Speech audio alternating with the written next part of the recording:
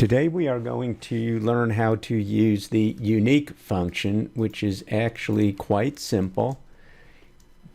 We have a listing here of a bunch of cities, and what I would like is I would like to know just the unique cities. Sometimes we call this distinct, but in Excel it's called unique. So if you type in equals unique, and when you open up your parentheses, the first thing it asks you for is the array. The array is simply the list of things that you would like the unique values. So here it is A2 through A51. That is actually all you have to do.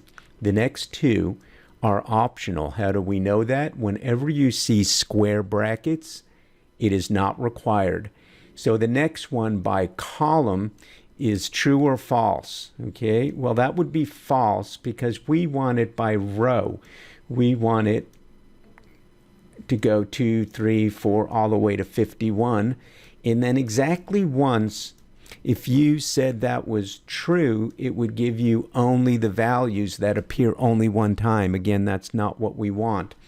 So in this case, we could just close the parentheses, or we could put comma, false, which we really don't need.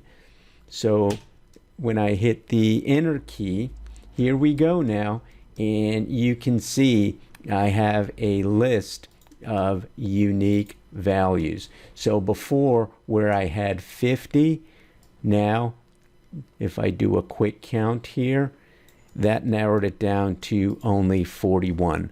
And that is all there is to using the unique function in Excel.